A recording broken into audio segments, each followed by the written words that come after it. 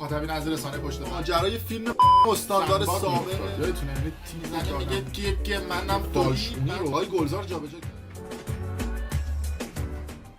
درود به مخاطبین عزیز، بنده امین فردین خوشحالم که به همراه تیمم بار دیگه با یک برنامه پشت پرده دیگه با شما هستیم. امیدوارم که هر کجا این کره خاکی که هستید و صدا و تصویر من رو می‌بینید و میشنوید حال دلتون خوب باشه، جیبتون پرپول باشه و از همه مهمتر سالم و سرحال باشید. گیر این مدیرهای کونیمونی علاواتکار گیلان هم نیفتید و از همه مهمتر کانال یوتیوبی برنامه پشت پرده رو هم سابسکرایب کرده باشید که اگر سابسکرایب نکردید یه دکمه این پایین هست نوشته سابسکرایب، اگرم گوشیتون فارسی هستش روی مشترک شدن بزنید، روی زنگوله بزنید که این روزا حسابی ما در کانال پشت پرده داریم خبرهای جنجالی و باحالی براتون افشا میکنیم. اما یه چند وقتی بود که ما راجع به بلاگرها و افرادی که مثل قارچ توی فضای مجازی رشد کردن بدون هیچ سواد و هنری و دارن فعالیت میکنن، تولید محتوا میکنن و پولای عجیب غریبی هم به جیب میزنن. اگر بیننده های قدیمی برنامه پشت پرده بوده باشید میدونید که ما یه مدت قفلی زدیم روی این بلاگرها و زندگی های فیکشون رو به خیلی ها نشون دادیم. اگرم ندیدید من یه توضیح بدم که 90% زندگی هایی که این افراد دارن شعافه و 90% زندگی های این افراد فیکه. بعضن من زن شوهرایی رو دیدم که مرد دایرکت داده و گفته آقای فردی من دارم بدبخت میشم، زنم فلان بلاگر رو دنبال میکنه، نمیدونم شوهرش براش بنز خریده، بی ام و خریده، فلان ماشین رو خریده، خونه رو گرفته، تولدهای لاکچری گرفته، اینم میگه الا بلا بعد برای من این کارو بکنی و هر دفعه نمیدونم طرفو سورپرایز میکنه، سالگرد آشنایی، سالگرد دستمالی، سالگرد اولین دادن، اولین کردن، سالگرد اولین بار از پشت دادن، سالگرد اولین بار از جلو دادن، خلاصه انواع اقسام سالگردان این بلاگرهای محترم میگیرن و این خانم ما میبینه و میگه آقا باید برای منم این کارو بکنه، من یک کارگرم، حقوق آنچنانی ندارم و واقعا داره روی من تاثیر میذاره. که من بهش گفتم بابا اینا همش زندگیشون شواف و اینا، که گفت نه باور نمیکنه که ما اولش 60 70 تا ویدیو راجع به اکثر این بلاگرها، حالا خیلیاشون ممکن بود معروف باشن، خیلیاشون هم ممکن بود معروف نباشن، اما راجبشون صحبت کردیم. خب به هر حال این لابلای داشون هم مفبریب کردن دیگه، چون ما راجبشون صحبت کرده بودیم در رسانه پشت پرده، خب معروفن شدن. اما خب وقتی طرف 100,000 تا 200,000 تا مخاطب و فالوور داره، تا 1,000,000 داره، 100,000 تاش واقعیه، بقیه‌اش فیک و شروره. خب اون 100,000 نفر هم آدم‌های همون سرزمینن، مردم بورکینافاسو و همسایه طبقه بالایی و پایینی، آدمایی که توی آلمان و جای مختلف زندگی میکنن که نیستن، آدمایی که تو اون مملکتن و اینها رو میبینن و تحت تاثیر این افراد قرار میگیرن. بلاگرهای مفبری که یه مدت هم مد شده بود زرت و زورت میزاییدن، یعنی اون مرحله‌ای که همسر میپاشید توش و میومد میگفت های دوستان امروز پاشیدتون، خدا کنه حامله بشم از این صحبت ها، و بعد از 2 هفته میرفت میشاشید تو این ظرفای تست بارداری می آورد، بعد اینجوری میگرفت جلوی دوربین میگفت از امروز شدی ماه زندگیم شد این صحبت ها. بعد این شاشه رو اینطوری میمالون به خودش و گریه و زاری و فلان و بیسان که همسر محترم ریخته رو من بچه داشت. خلاصه دیگه ملت رو پاره میکرد. از تیتر برنامه هم خارج نشیم که در خصوص این چهره است خانم نیلوفر بهبودی بهش میرسیم، اینا مقدمه‌های قبلشه که داریم میگیم، حالا فعلا نباشه تا جلوتر بهش بپردازیم. خلاصه این محله حاملگی هم که دیگه خودش داستانی داره، رخ کار و خریدن سیسمونی و چرت و پرت از سیسی و پیسی و چسی و فسان و میسان و بهمان، که من رفتم نمیدونم کالسکم از فلانجا گرفتم، پمپرز بچه‌م از فلانجا گرفتم، مسیر من جلو. توی این مسیر ملت همیشه در صحنه زرت و زور چپ و بالا و پایین شروع می‌کردن افراد رو فالو کردن، زرت و زور فالو می‌کردن تا میرسید به بچه به دنیا اومدن. دیگه مراسم اولین ریدن، اولین شستن، اولین پاک کردن، عکسای حاملگی اینام که دیگه بمانن.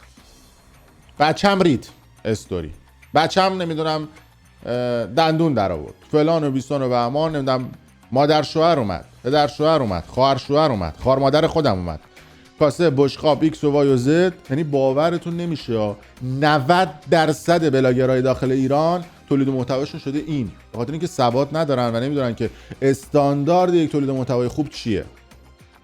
هرچند ما در رسانه پشت حالا من تصمیم گرفتم که زندگی در آلمان و اینکه توی آلمان شما چجوری میتونید موفق بشید، توان قوانین توی حالت مثل یک حالت بلاگری براتون بسازم که یه عده میگفتن آقا تو نشستی پشت دوربین حالیت نمیشه داری چرت و پرت میگی، بهشون نشون بدم که یک بلاگری استاندارد چیه و یه مجموعه ویدیوهای آماده کردم و ببینید آقا سبک اصلا تولید ویدیو کردن چیه، چجوری میشه با کمترین هزینه و امکانات، زیادم امکانات پیچیده‌ای نمیخواد.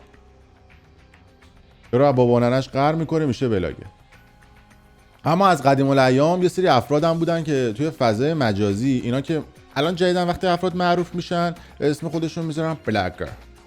قبلا اسمشون بلاگر نبود، اسمشون شاخ مجازی بود، مثل این نیلوفر بهبودی و خیلی از افراد دیگه که اینا رو به عنوان شاخ مجازی میشناختن.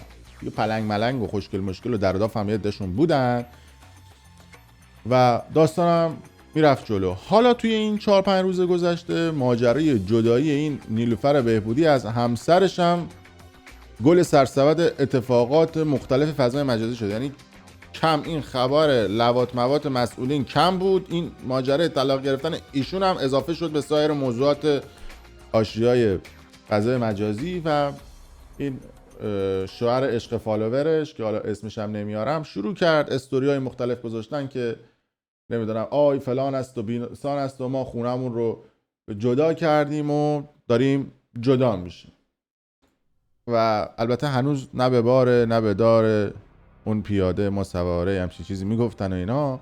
حالا خبر رسیده که اینا دارن جدا میشن. این پروسه جدا شدن خودش 150 کا فالوور خالص و حلاله که یه سری از این بلاگرها دارن استفاده میکنن. قبلا سلبریتی ها و سلبریتی ها از این تکنیک استفاده میکردن، میگفتن ما داریم جدا میشیم، که الان این قضیه ارث‌بری رسیده به بلاگرها و شاخهای مجازی که الان دارن این سناریوهای جدا شدن و طلاق و این شروورها رو مطرح میکنن. مردم همیشه در صحنه هم میگن که آخه عزیزم چی شده، چرا انگار مثلا دختر خالش یا پسر خالش مثلا میخواد جدا بشه، وای من خیلی ناراحت شدم.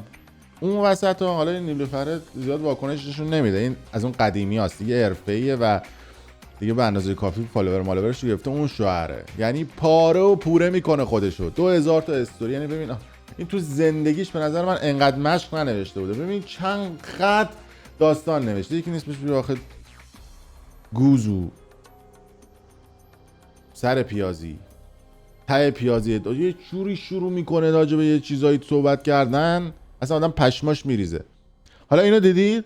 یه 2 هفته دیگه 3 هفته دیگه ببینید عکس گذاشتن دست تو دست، تو ماه زندگیم شدی، دارن لب ساحل میرن دست تو دست و به ریش ملت میخندن و میگن که آره ما یه سوء تفاهم ریزی بوده، یه 200-300 کا فالوور کم داشتیم، با این حاشیه گرفتیم که بزنیم بر بدن کون لق شما آدمایی که سر کار رفتید. میخوام بهتون بگم که اصلا گول این آدما و این اتفاقات و این حرفا رو نخورید، تهشون ده شاخ مجازی هن.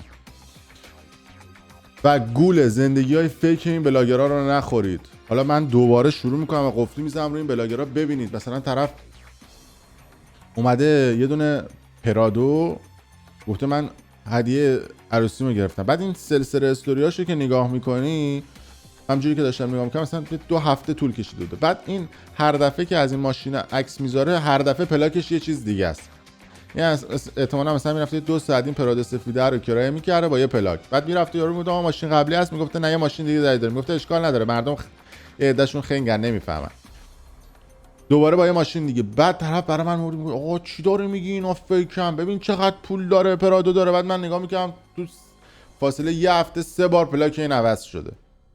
یه عده آدم باور میکنن اینا رو فالو میکنن، بعد کم کم میان و پکیج‌های موفقیت یه عدهشون میکنن تو کونه یه سری از این مخاطباشون و میگن که آره ما اگر به اینجا رسیدیم با پکیج موفقیت فلان رسیدیم. بعد طرف میگه آره دیگه حتما همینه، یارو لامبورگینی و بنز و بی ام و پرادو ایکس و وای زال هر چی تو ایران باشه ماشین زیر پاش حتما آدم موفقیه.